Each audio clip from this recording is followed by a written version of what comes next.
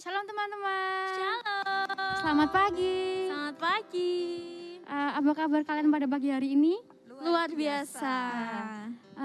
Pasti dalam masa pandemi seperti ini kita masih melakukan beberapa kegiatan entah itu offline maupun online. Tetapi kita terus percaya karena kuasanya dan bersama Tuhan kita pasti bisa. Mari kita angkat pujian yang berikut ini.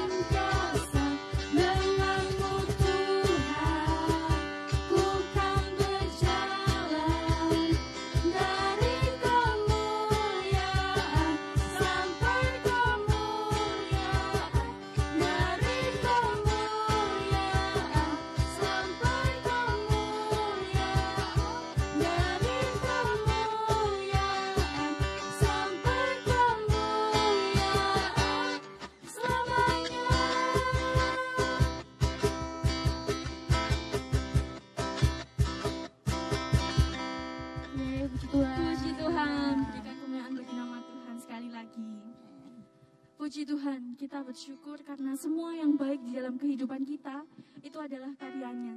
Tidak ada kasih yang melebihi dari kasihnya kepada kita. Yuk kita sama-sama mengenal Dia lebih dalam lagi.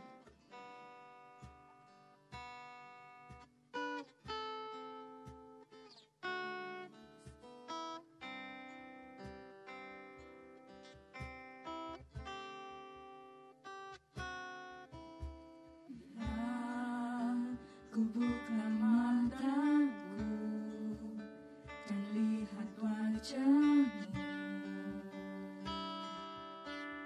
ku terkagum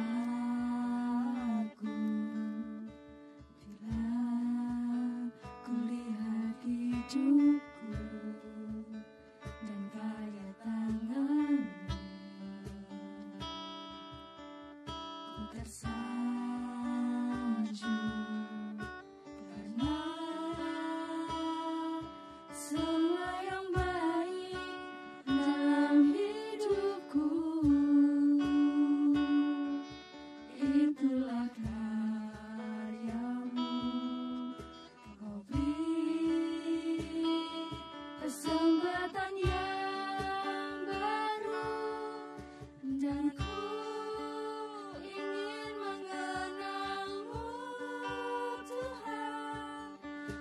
lebih dalam dari semua yang ku kenal.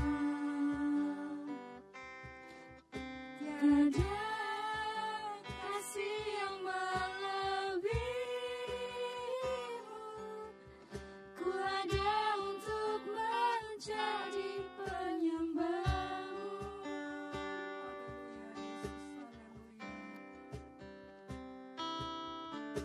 Bila ku buka mataku dan lihat wajahmu, ku terkagum. Bila ku lihat hidupku dan karya tanganmu, ku tersanjung karena semua yang baik dalam hidupku. Itulah karyamu, kau beri kesempatan yang baru, dan ku ingin mengenalmu, Tuhan, lebih dalam dari semua yang ku kenal. Tiada kasih yang melebihimu. Ku ada untuk menjadi penyembahmu, dan ku ingin mengenalmu, Tuhan, lebih dalam dari semua yang ku kenal. Tiada kasih yang melebihimu. Ku ada untuk menjadi penyembahmu, dan ku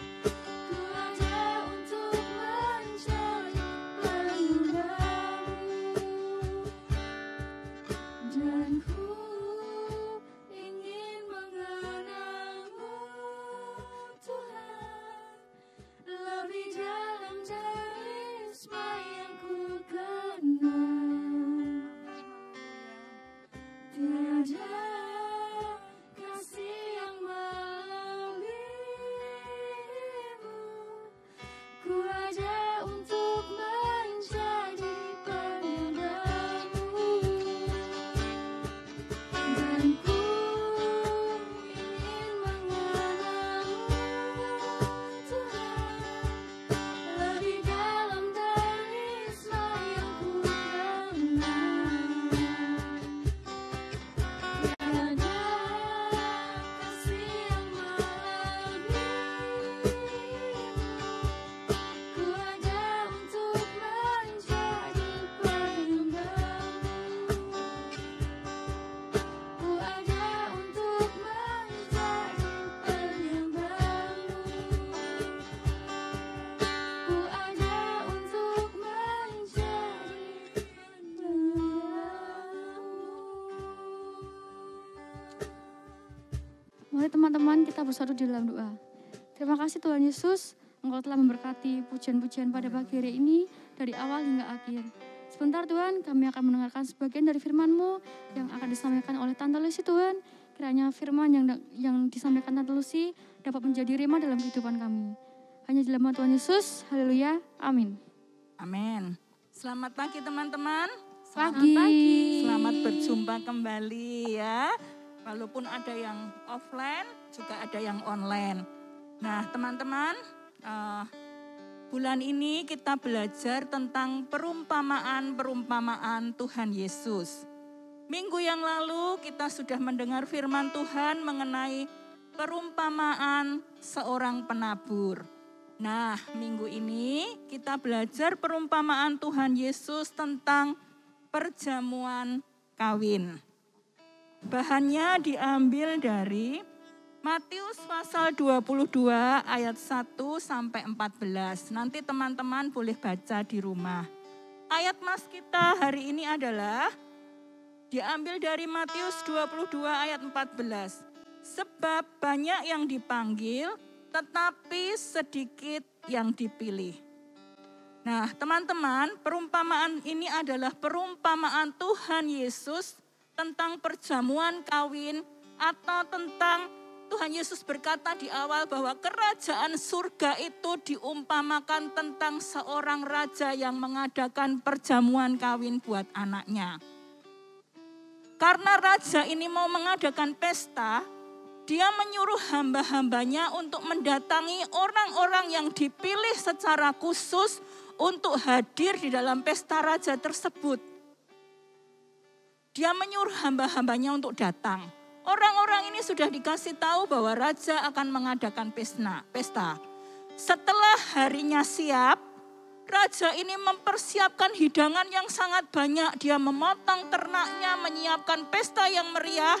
Dia mengutus kembali hamba-hambanya untuk yang kedua kali mendatangi kepada orang-orang yang sudah diberi undangan. Ketika hamba-hamba itu datang, orang-orang yang tadinya sudah diberi undangan ini mengatakan kepada para hamba-hambanya bahwa mereka tidak bisa datang dengan alasan-alasan yang macam-macam. Ada yang berkata bahwa mereka harus mengurus usahanya.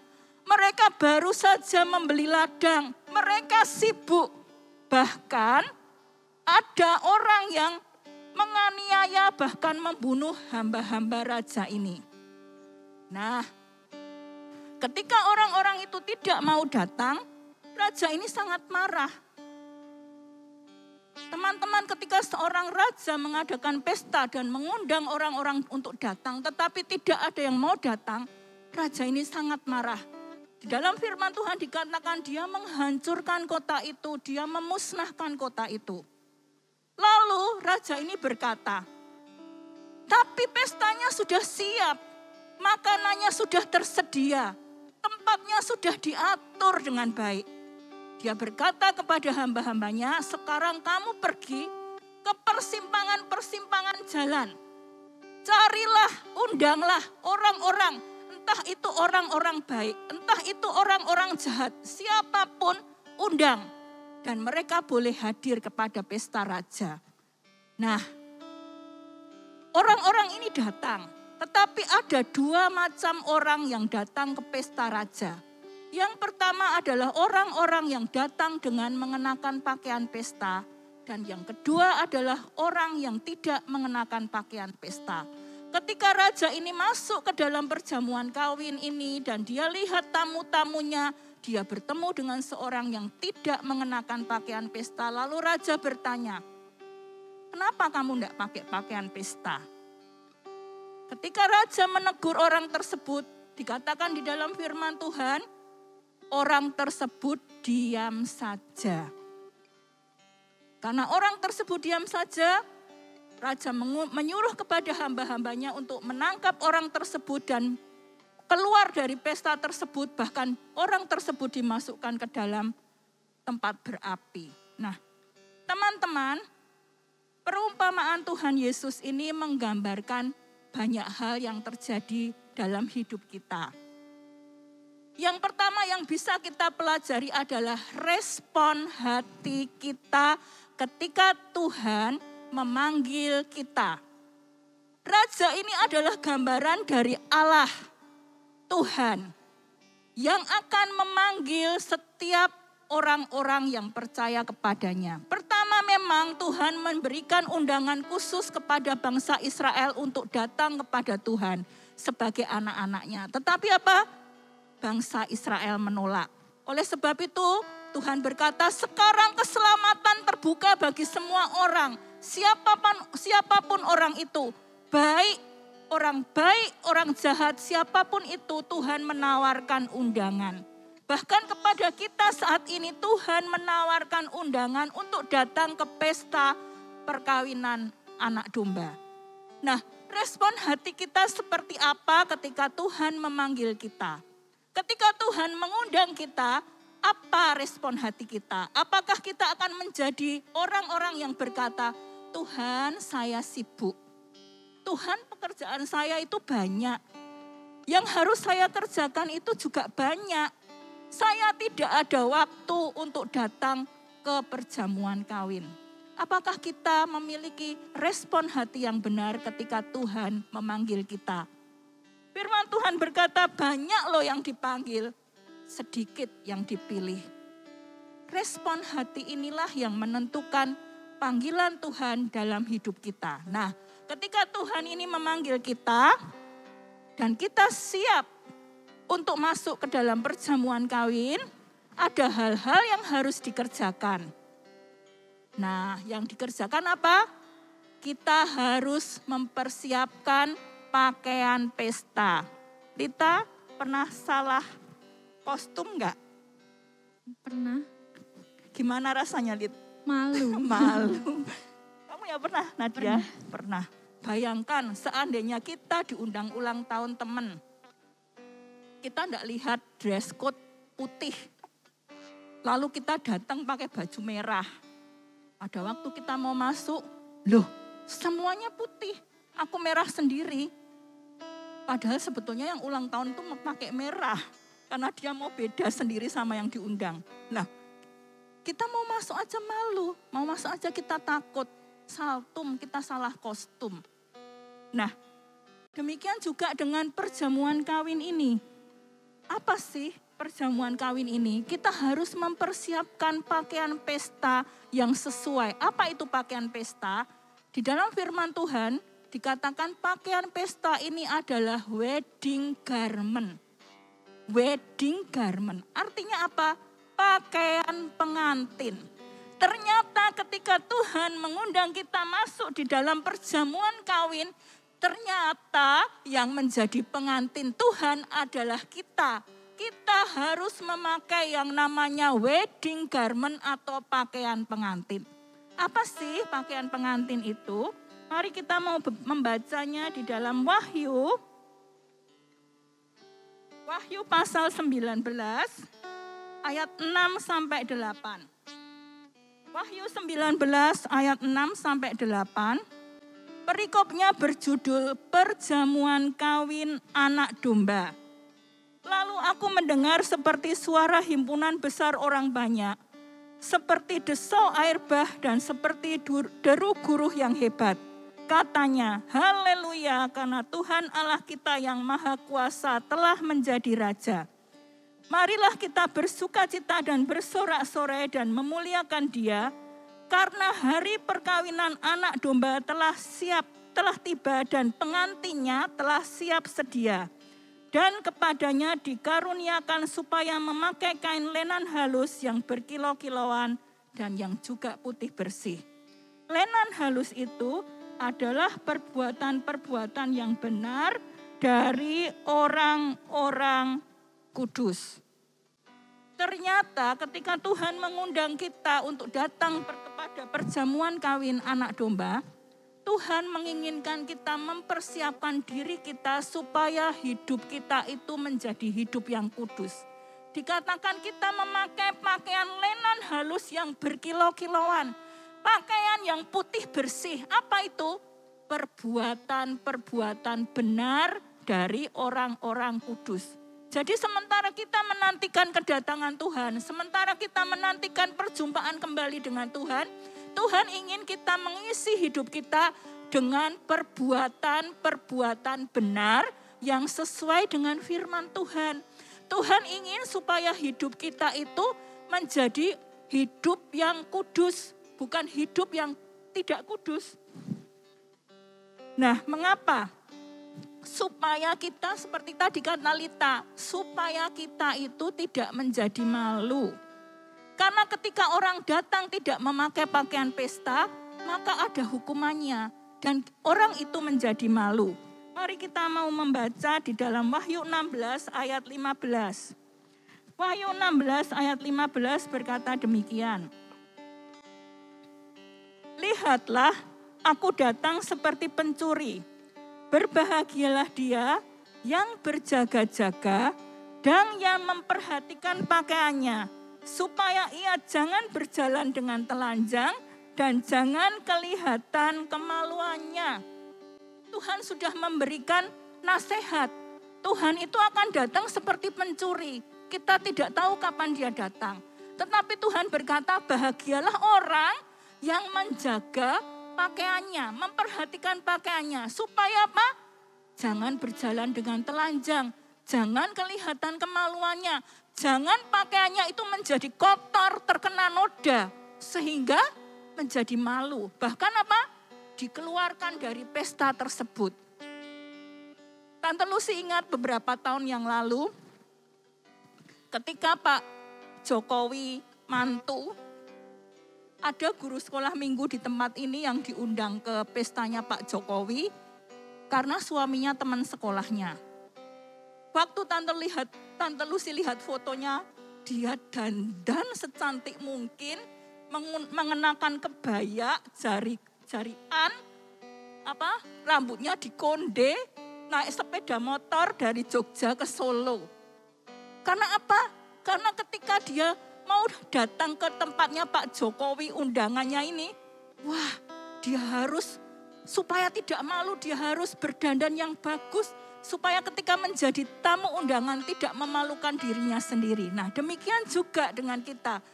Kita harus menjaga pakaian kita dengan pakaian yang bersih, dengan pakaian yang bagus, dengan pakaian yang sesuai dengan kebenaran firman Tuhan. Bagaimana caranya supaya pakaian kita itu bisa menjadi pakaian pesta? Yang pertama, ketika kita mau masuk ke dalam perjamuan, kita harus menanggalkan pakaian kotor kita. Kita harus menanggalkan kehidupan lama kita yang kotor dan kita harus memakai pakaian baru. Di dalam kitab Sakaria pasal 3 ayat 3 dan 4 diceritakan tentang seorang imam yang bernama Imam Yosua. Imam Yosua ini bertemu dengan malaikat Tuhan dan inilah yang dikatakan malaikat Tuhan kepada Yosua. Sakaria 3 ayat 3 sampai 4. Adapun Yosua mengenakan pakaian yang kotor waktu dia berdiri di hadapan malaikat itu, yang memberikan perintah kepada orang-orang yang melayaninya. Tanggalkanlah pakaian yang kotor itu daripadanya, dan kepada Yosua ia berkata, lihat, dengan ini aku telah menjauhkan kesalahanmu daripadamu. Aku akan mengenakan kepadamu pakaian pesta. Ternyata ketika kita datang kepada Tuhan, bertobat, mengaku dosa kita, maka Tuhan itu akan menanggalkan dari kita pakaian-pakaian yang tidak pantas, pakaian-pakaian yang kotor itu, dan kita diberikan pakaian baru, yaitu pakaian pesta. Yang kedua, bagaimana caranya supaya kita memiliki pakaian pesta, yaitu supaya kita mencucinya dalam darah anak domba. Wahyu 7 ayat 14. Wahyu 7 ayat 14 berkata demikian. Maka kataku kepadanya, Tuanku, Tuhan mengetahuinya. Lalu ia berkata kepadaku, mereka ini adalah orang-orang yang keluar dari kesusahan yang besar, dan mereka telah mencuci jubah mereka dan membuatnya putih di dalam darah anak domba. Ketika kita datang pada Tuhan, mengaku dosa kita, maka darah Yesus anaknya itu akan menyucikan kita. Dia akan membuat kita menjadi putih bersih. Pakaian kita menjadi pakaian yang putih dan bersih.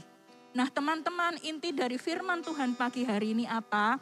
Bahwa pertama, ketika Tuhan memanggil kita, ketika Tuhan mengundang kita untuk masuk di dalam perjamuan kawin anak domba, respon hati kita adalah menerima dengan sungguh-sungguh panggilan Tuhan itu.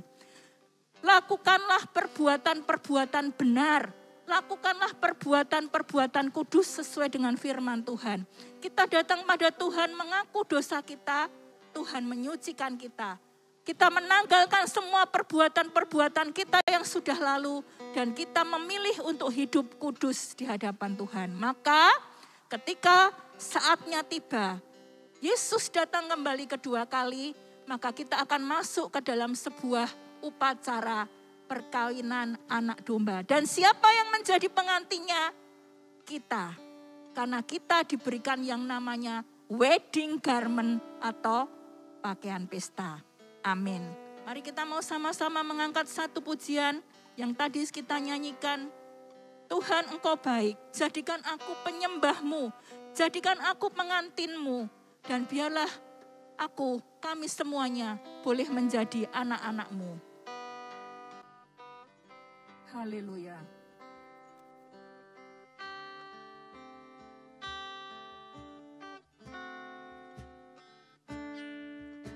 Bila ku buka mataku dan lihat wajah-Mu, ku terkagum. Bila ku lihat hidupku dan karya tangan-Mu, amin, ku tersanjung karena semua yang baik dalam hidupku, itulah karya-Mu. Kau beri kesempatan yang baru, dan ku ingin mengenal-Mu, Tuhan, lebih dalam dari semua yang ku kenal. Haleluya. Tiada kasih yang melebihi-Mu. Ku ada untuk menjadi penyembah-Mu, dan ku ingin mengenal-Mu, Tuhan, lebih dalam dari semua yang ku kenal. Haleluya.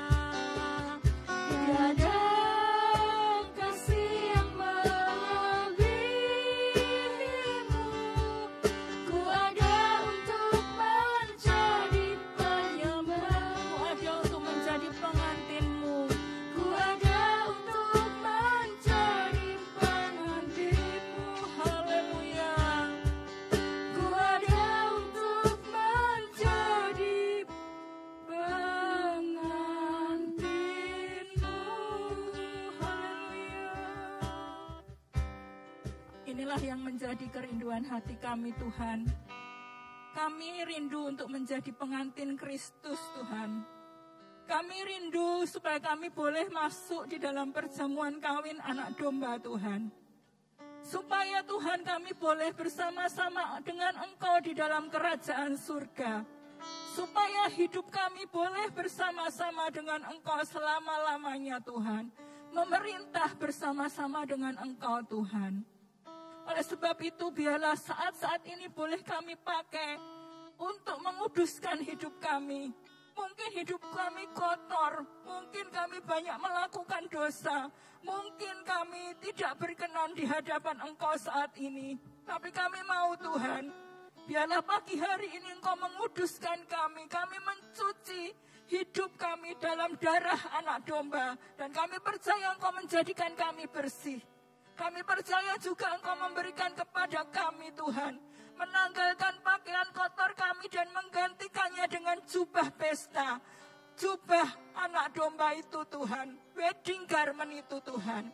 Dan biarlah hidup kami, Tuhan, dipenuhi dengan kemuliaan-Mu.